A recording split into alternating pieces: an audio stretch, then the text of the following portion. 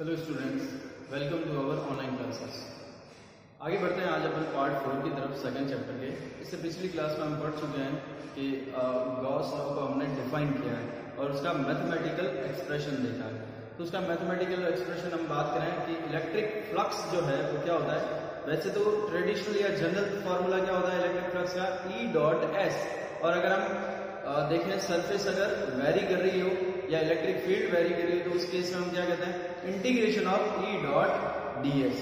Close loop हो या close surface हो तो इंटीग्रेशन क्लोज सरफेस के लिए लगवाकर और E डॉट डी एस से हम इलेक्ट्रिक फ्लक्स फाइंड आउट कर सकते हैं। लेकिन इससे पिछली क्लास में हमने पढ़ा है कि कभी कभी क्या होता है कि इलेक्ट्रिक फील्ड या फिर सरफेस जो है वो कांस्टेंट या फिक्स नहीं रहती।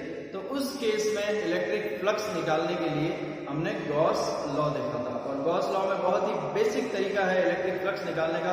क्या था वो? Sigma Q enclosed upon epsilon naught. यानी आपको सिर्फ ये देखना है जो क्लोज सरफेस है उसके अंदर कितना चार्ज है, यानी आउटर साइड का जो भी चार्ज है उसे कंसिडर नहीं करना है। और सिग्मा क्यू एनक्लोज अंदर जो भी चार्ज है उसका algebraic some divided by permittivity of vacuum. इससे हम डायरेक्टली क्या निकाल सकते हैं, उस क्लोज सरफेस से एसोसिएटेड इलेक्ट्रिक फ्लक्स। तो आगे बढ़ते हैं। आज का हमारा टॉपिक है एप्लीकेशंस ऑफ गॉस लॉ। जो हमने गॉस लॉ पढ़ा है आज से हम उसकी कुछ एप्लीकेशंस देखेंगे। फर्स्ट एप्लीकेशन लेते हैं हम।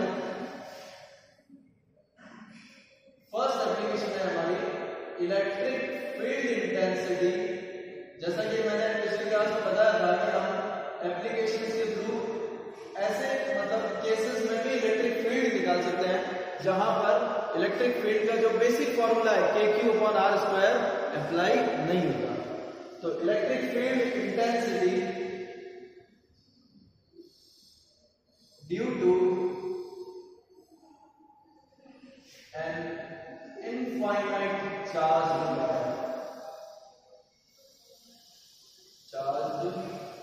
वायर।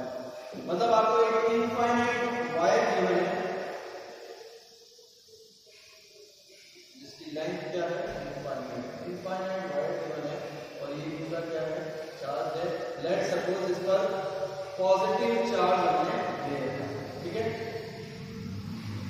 इनफाइनाइट चार्ज जो वायर है उससे एक r डिस्टेंस पे एक पॉइंट कंसीडर करते हैं अपन, P पॉइंट। ये जो P पॉइंट है इससे क्या डिस्टेंस पर है, r डिस्टेंस पर। आपको इस P पॉइंट पर कैलकुलेट करनी है इलेक्ट्रिक फील्ड। तो इलेक्ट्रिक फील्ड का अगर हम बेसिक फॉर्मूला देखें KQ/R², वो यहां पर अप्लाई नहीं होता। रीजन क्या है उसका? Q होता है चार्ज। क्या यहां पर चार्ज कांस्टेंट है या फिक्स है? नहीं, क्योंकि चार्ज यहां पर देखो अगर उसकी लेंथ इनफाइनाइट है तो फिर चार्ज भी कितना होगा, इनफाइनाइट। और सेकंड रीजन है उसका R यानी डिस्टेंस। इस वायर की इस पॉइंट से डिस्टेंस या जो भी चार्ज है उसकी उस पॉइंट से डिस्टेंस। जब आप ये एलिमेंट छोटा सा कंसीडर करते हो तो इसकी P से डिस्टेंस R कैलकुलेट होगी। लेकिन अगर ये चार्ज यहां पर कंसीडर किया जाए तो इस चार्ज की इस P से डिस्टेंस अब R नहीं होगी, यानी यहां पर R जो है वो फिक्स नहीं है, कांस्टेंट नहीं है। तो उस केस में इलेक्ट्रिक फील्ड का जो बेसिक फॉर्मूला है वो हम यहां पर अप्लाई नहीं कर सकते।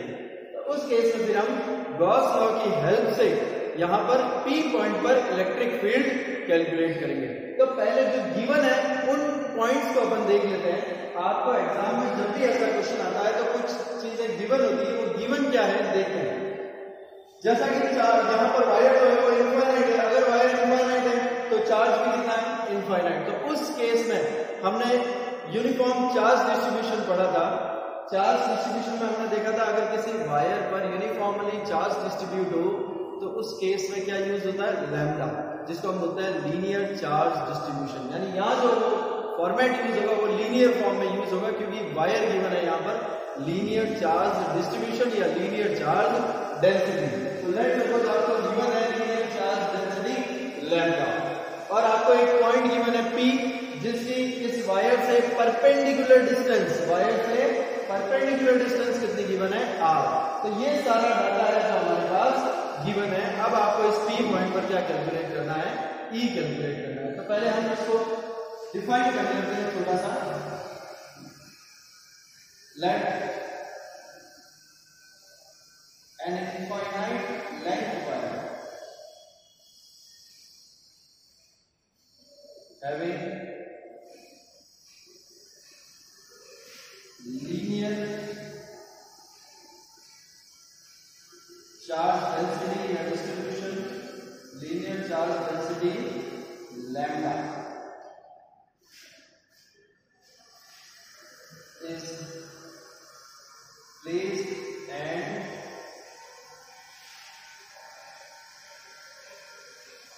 at r distance a point P is given where E is to be calculated। यानी आपको इस P पॉइंट पर क्या निकालनी है, इलेक्ट्रिक फील्ड निकालनी है, और ये जो P पॉइंट है वो इससे वायर से परपेंडिकुलर डिस्टेंस r पर प्लेस किया हुआ है। क्लियर है यहाँ पर? तो यहाँ देखो टॉपिक क्या है हमारा, electric field intensity due to an infinite charge wire, यानी इनफाइनाइट चार्ज वायर की वजह से हमें क्या निकालनी है, इलेक्ट्रिक फील्ड। तो ये केसेस हमारे पास अभी तक क्या है, गिवन है। फिर जैसा कि हमें पता है हम ये गॉस लॉ की हेल्प से करेंगे, और गॉस लॉ कब एप्लीकेबल होता है, क्लोज्ड सरफेस के लिए। किसके लिए एप्लीकेबल होता है, क्लोज्ड सरफेस के लिए। तो यहाँ पर देखो जो P पॉइंट है इसके लिए क्या ये कोई P पॉइंट क्लोज सरफेस पर है, नहीं, यहाँ पर कोई सरफेस गिवन नहीं है। तो उस केस में हम क्या करते हैं, उस सरफेस को एज्यूम करते हैं। क्लियर है? तो यहाँ पर हम एक एजम्पशन डालेंगे, वो क्या है, क्लोज सरफेस के लिए। ठीक है, assume a closed surface.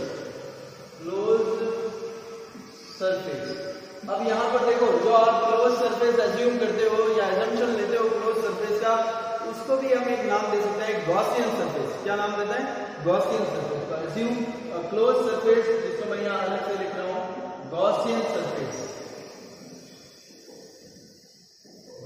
Surface around the wire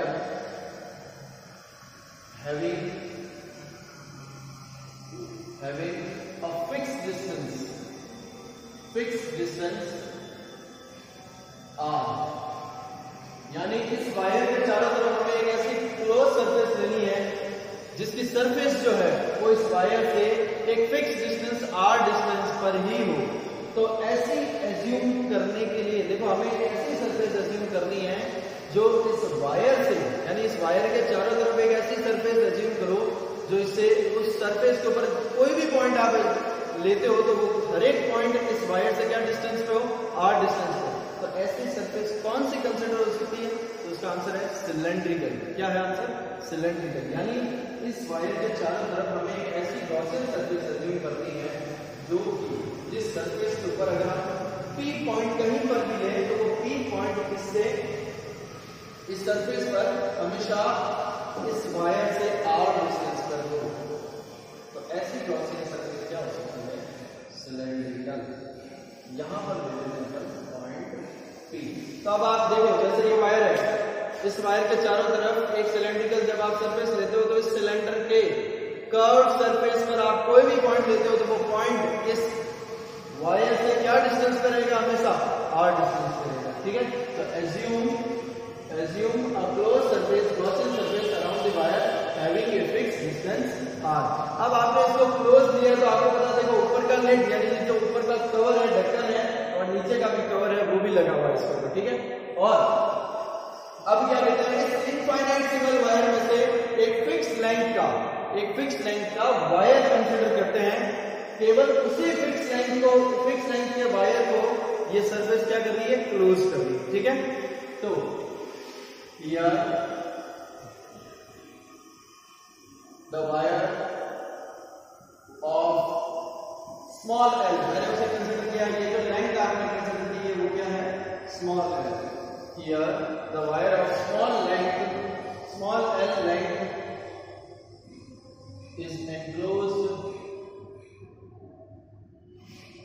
enclosed in Gaussian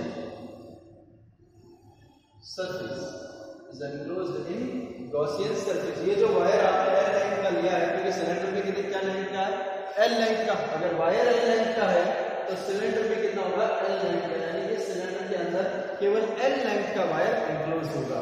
तो अब स्टार्ट करते हैं अपन यहाँ पर इलेक्ट्रिक फ्लक्स निकालने का, जो पहले बेसिक फॉर्मूला है हमारे पास उससे। ठीक है, तो यहां पर देखो इस सरफेस को हम पहले 3 पार्ट में डिवाइड कर लेते हैं। क्लियर है, इस सरफेस को 3 पार्ट में डिवाइड करने का तरीका क्या है, सबसे पहले ऊपर वाला ढक्कन, फिर नीचे वाला, और थर्ड है इसकी कर्व सरफेस। थर्ड क्या लेंगे अपन, इसकी कर्व सरफेस। तो हम लिखेंगे so electric flux associated with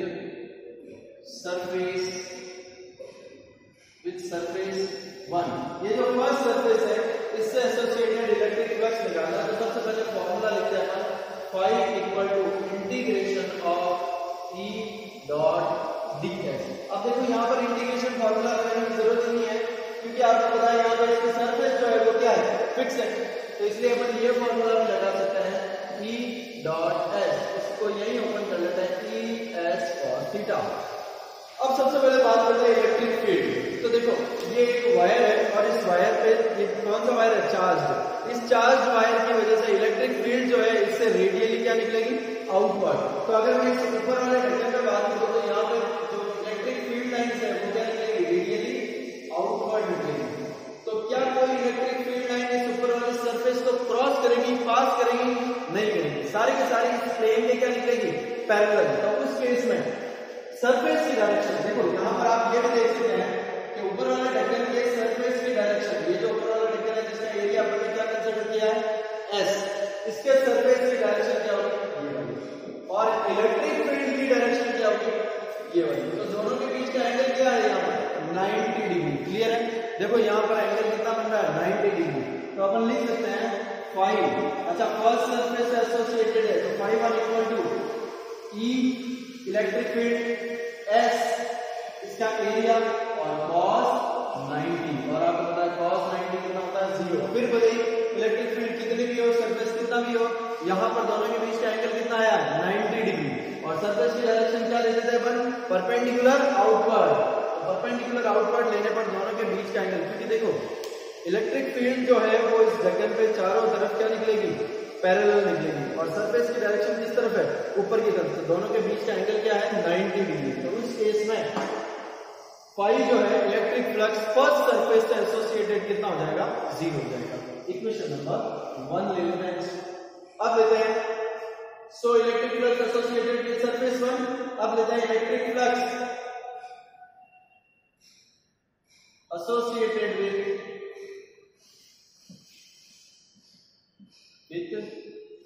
surface 2। अब आता है सरफेस 2 पे। सबसे पहले सरफेस 2 पे भी आप देखोगे तो इलेक्ट्रिक फील्ड लाइन जो है वो रेडियली क्या निकलेगी, आउटवर्ड, और सरफेस की डायरेक्शन होती है परपेंडिकुलर आउटवर्ड। तो यहाँ पर परपेंडिकुलर आउटवर्ड किस तरफ आएगा, नीचे की तरफ। इसका भी सरफेस एरिया S ले रहे हैं, क्योंकि आपको पता है ये एक सिलेंडर है और ऊपर नीचे का सरफेस क्या रहता है, सेम रहता है, इसलिए S1 S2 लेने की जरूरत नहीं, आप सीधा S ले सकते हैं। क्लियर, और दोनों के बीच का एंगल भी यहाँ पर कितना निकलेगा, 90 डिग्री, क्योंकि नीचे से भी जो इलेक्ट्रिक फील्ड लाइंस है वो पैरेलल निकलेगी उस प्लेन के, और उसकी डायरेक्शन के साथ उसका एंगल क्या बनेगा, 90 डिग्री। तो यहाँ पे भी अपन लिख सकते हैं कि phi 2 यानी कि सेकंड वाली जो सरफेस है बॉटम वाली, उससे एसोसिएटेड फ्लक्स हो जाएगा E चाहे कितना भी हो, S कितना भी हो, लेकिन एंगल यहाँ पे कितना हो रहा है, 90, इसलिए वो भी कितना, 0। तो सेकंड सरफेस से एसोसिएटेड फ्लक्स भी फर्स्ट वाली की तरह कितना निकल रहा है, 0। अब बात करते हैं कर्व सरफेस, जो इलेक्ट्रिक फील्ड लाइंस बाहर की तरफ निकल रही है। अब देखो ये है कर्व सरफेस, यानी यहाँ पर आपको दिखाई दे रहा है कि कर्व सरफेस से एसोसिएटेड फ्लक्स कुछ ना कुछ तो जरूर होगा। तो यहाँ पर सबसे पहले लेते हैं एक छोटा सा एलिमेंट। क्लियर, एक छोटा सा एलिमेंट लिया मैंने जिसका एरिया कंसीडर किया है ds, और ds की डायरेक्शन परपेंडिकुलर आउटवर्ड, यानी ds की डायरेक्शन है बाहर की तरफ, और इस P पॉइंट पर इलेक्ट्रिक फील्ड वो भी रेडियली क्या है, आउटवर्ड। तो इलेक्ट्रिक फील्ड की डायरेक्शन भी क्या है, बाहर की तरफ है। तो अपन लेते हैं यहाँ पर consider N elemental elemental area ds है ना on curved surface of cylinder, on curved surface of cylinder. हमने सिलेंडर की जो कर्व्ड सरफेस है उसके ऊपर एक एलिमेंटल सरफेस एरिया लिया है ds लिया है। क्लियर? तो अब इससे एसोसिएटेड थर्ड लेंगे हम electric flux associated with surface 3, associated with surface 3 या एसोसिएटेड विद, अगर आप टोटल सरफेस नहीं लेके के एलिमेंट भी ले सकते हैं, electric flux associated with ds surface.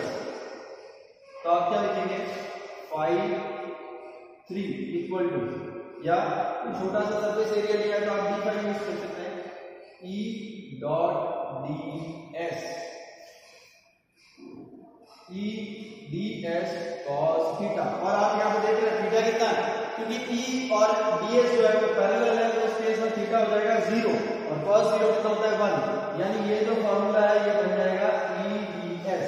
E constant है इलेक्ट्रिक फील्ड, क्योंकि इस चार्ज वायर से ये जो सरफेस है सेम डिस्टेंस पर, सरफेस पे जितने भी पॉइंट आप फील होंगे वो सब r डिस्टेंस पे होंगे इस वायर से, इसलिए इलेक्ट्रिक फील्ड kq/r² याद होगा आपको। तो वहां पर इलेक्ट्रिक फील्ड कांस्टेंट और रिमेनिंग पार्ट है इंटीग्रेशन ऑफ ds। अब बात करते हैं इंटीग्रेशन ऑफ ds, यानी ये जो ds है ये किसका पार्ट है, कर्व्ड सरफेस एरिया का पार्ट है, तो उसका इंटीग्रेशन यानी टोटल कर्व्ड सरफेस एरिया आ जाएगा यहाँ पर। और जब हम total surface curved surface area की बात करते हैं यहाँ पर देखो, तो इसका मतलब टोटल फ्लक्स निकल जाएगा इस टोटल सरफेस से, जो टोटल कर्व्ड सरफेस है उससे एसोसिएटेड टोटल फ्लक्स कितना है 5 तो अब हम जब इसका इंटीग्रेशन करेंगे तो वो कितना निकल जाएगा, इसका कर्व्ड सरफेस एरिया, और curved surface area of the cylinder कितना होता है 2 पाई r/h, कितना होता है 2 पाई r/h, और जो इलेक्ट्रिक फील्ड है वो क्लियर है। आप यहाँ पे निकला हमारा 5। तो अब नेट फ्लक्स, अब नेट फ्लक्स कितना हो जाएगा इस टोटल सिलेंडर से एसोसिएटेड, तो आप लिखेंगे phi net equal to phi1 plus phi2 plus phi3, यानी यहां पे हमारा आंसर आएगा phi net equal to phi1 phi2 0 है, केवल क्या बचा phi3, तो E into 2 pi RH। Clear है यहाँ पर? इसको दे देते हैं अपन इक्वेशन नंबर 4। तो यहां तक हमने जो इलेक्ट्रिक फ्लक्स निकाला है वो तो था बेसिक फॉर्मूला इलेक्ट्रिक फ्लक्स निकालने का। अब बात करते हैं गॉस लॉ से, ठीक है? तो बाय गॉस लॉ, अच्छा गॉस लॉ क्या कहता है, फ्लक्स इक्वल टू इससे एसोसिएटेड जितना भी फ्लक्स, क्लोज सरफेस दिखाई दे दिया आपको, इस क्लोज्ड सिलेंड्रिकल जो सरफेस है उससे एसोसिएटेड जितना भी फ्लक्स होगा वो होगा sigma q enclosed upon epsilon naught. यानी आपको यहाँ पर चेक करना है कि अंदर टोटल कितना चार्ज है, अंदर इस केवल सिलेंडर के अंदर टोटल कितना चार्ज है।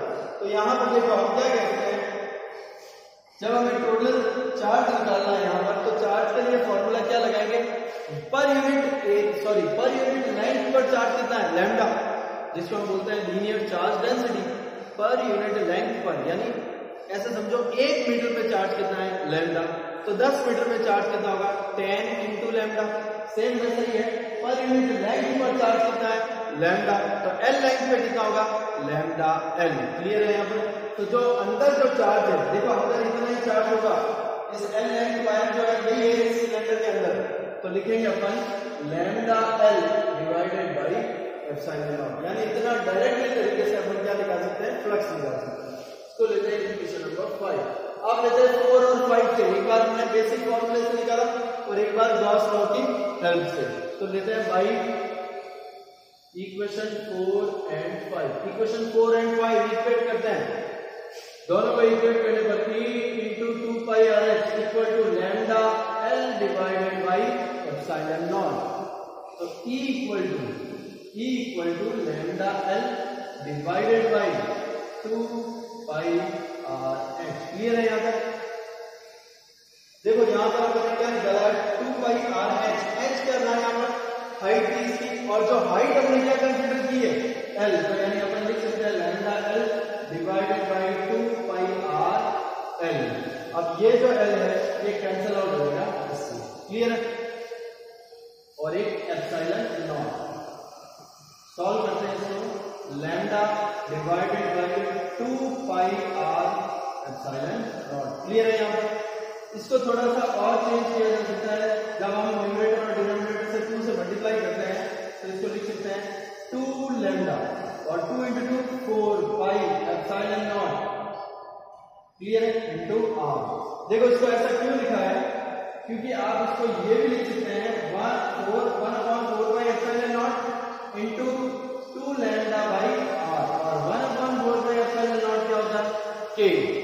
इसको हम डिनोट करते हैं k से, तो इसको लिखा जा सकता है 2k lambda divided by r। यानी ये जो इलेक्ट्रिक फील्ड इंटेंसिटी है ये हम फाइंड कर सकते हैं किसकी हेल्प से? गॉस की हेल्प से। अगर आप इसको वेक्टर फॉर्म में डिनोट करना चाहें तो आप लिख सकते हैं E vector 2k lambda divided by r, और जो इसकी डायरेक्शन होगी वो क्या होगी? रेडियली आउटवर्ड, क्योंकि आपको पता है पॉजिटिव चार्ज है यहाँ पर और इलेक्ट्रिक फील्ड जो है वो रेडियली आउटवर्ड है, यानी r की डायरेक्शन में है, तो हमने r कैप डिनोट किया। यहाँ पर इंपॉर्टेंट चीज, दो केसेस देखिए, दो नोट ले लेते हैं। अपन सबसे पहले लेते हैं कि जो इलेक्ट्रिक फील्ड की इंटेंसिटी है वो डायरेक्टली प्रोपोर्शनल है किसके? लैम्डा के। इसका मतलब जितनी ज्यादा क्या होगी? लीनियर चार्ज डेंसिटी होगी, उतना ही ज्यादा क्या होगी? Electric field. लेकिन इंपॉर्टेंट चीज सेकंड पॉइंट, इलेक्ट्रिक फील्ड जो है वो इनवर्सली प्रोपोर्शनल है किसके? r के।